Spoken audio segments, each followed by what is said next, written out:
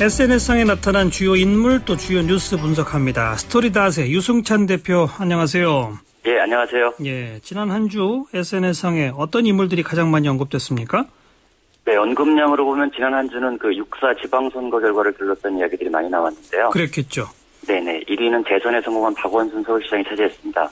그 당선 이후에 이제 부인 강난이 여사와 함께 팽목항을 다니면서 많이 언급됐는데요. 예. 각종 이제 지방선거 평가 과정에서도 이름이 오르내렸다고 볼 수 있고요.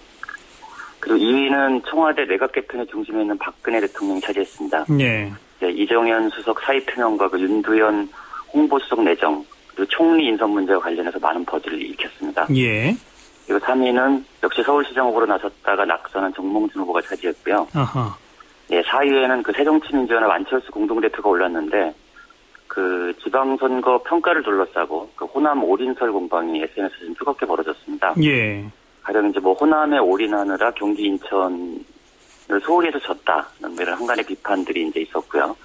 안철수 대표 측은 여기에 대해서 트위터에 그 경기 인천 유세 일정을 공개하면서 사실과 다르다 이렇게 반박을 했는데요. 그렇죠.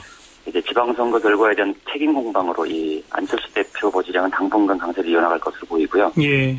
5, 6위는 막판 기적 같은 역전 드라마를 펼친 조희연 그 서울시 교육감 당선자와 고배를 마신 고승덕 후보가 5, 6위에 올랐는데요. 예. 특히 이제 고승덕 후보는 그 강남역 유세에서 이 딸아 미안하다라고 절규한 동영상이 아직도 뭐 굉장히 많이 퍼지고 있습니다.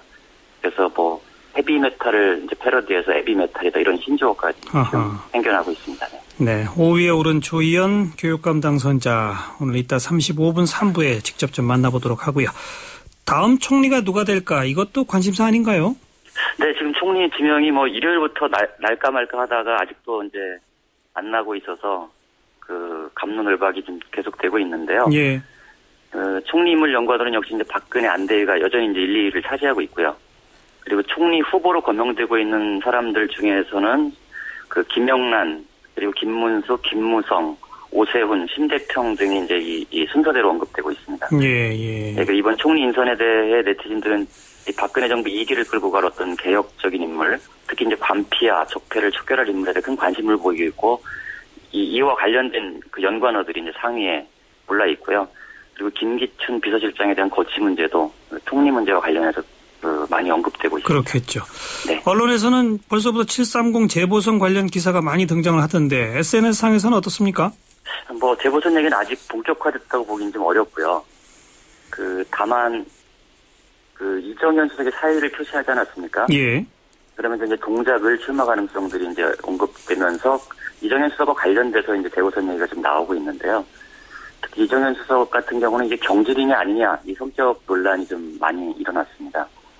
그래서 이정현 수석 그 인물 연관어에 뭐 길환영 그 KBS 사장과 민경욱 대변인 등이 이제 그 상위권에 올라 있는데요. 예. 아무래도 뭐 이제 청와대 배우조정설이나 그 민경욱 대변인의 어떤 이 막말 관련해서 그 당연히 책임지고 경질돼야 되는데 뭐 그렇지 않았다. 뭐 이런 얘기들이 좀 올랐고요. 예. 그리고 배석규 씨 전 YTN 사장인가 아무튼 이 윤두현 수석과 관련해서 이제 배석규라는 키워드도 많이 올라와 있고요. 네. 그리고 그 뒤로 이제 정몽준, 김현철 등이 언급된 것은 아무래도 동작을 출마 여부에 대한 이 관심이라고 봐야 될 것 같은데요. 예. 네. 근데 재미있는 것은 이제 긍부정 연관어에 책임지다, 고발하다, 의혹, 경질 등의 부정어가 이제 상위에 분포되어 있는데 기대, 희망이라는 단어가 또 언급이 돼서 내용을 살펴보니까 예.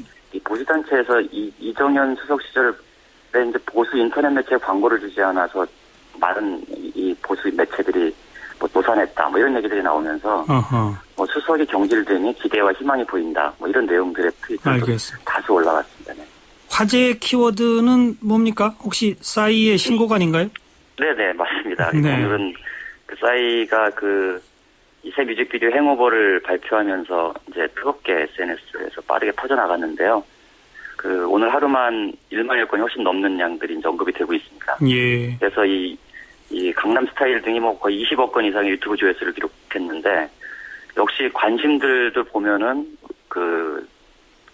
세계적입니다. 외국어로 된 관심들이 굉장히 많이 올라오고 있고요. 예. 그리고 특히 싸이 페이스북 페이지에는 벌써 2만 5천 개 이상의 좋아요와 수천 개의 댓글이 올라 있는데 대부분이 외국어 댓글입니다. 그래서 특히 이제 이번 뮤직비디오 내용이 혹시 보셨는지 모르겠는데, 뭐 음주 문화에 관련된 내용이에요. 그래서 뭐 폭탄주, 뭐 편의점에서 해장하는 것, 뭐 노래방 도우미, 뭐 이런 것들이 이제 한국 음주 문화의 어떤 민낯이 뮤직비디오에 그대로 드러나 있는데, 예. 이것에 대한 논쟁도 좀 뜨겁습니다. 이게 뭐 한국 문화를 자랑하는 게 아니고 망신시키는 거 아니냐, 뭐 이런 이제 비판적 의견이 있는 반면에 또 음악은 음악으로 봐야 한다.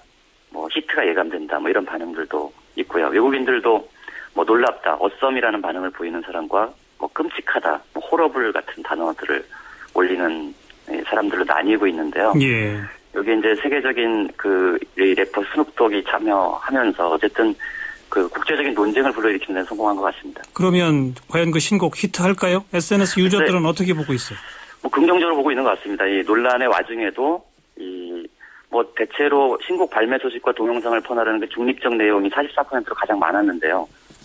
여기에 이제 대박, 좋다, 뭐 이런 긍정어 분포가 42%로 문제 있다, 뭐 이런 부정어 분포 12%의 약 3배 가까이 나오고 있습니다. 그래서 긍정적으로 보고 있다고 보고 있고, 오후 3시 기준으로 한 172만 건 유튜브 조회수를 기록하고 있습니다. 네.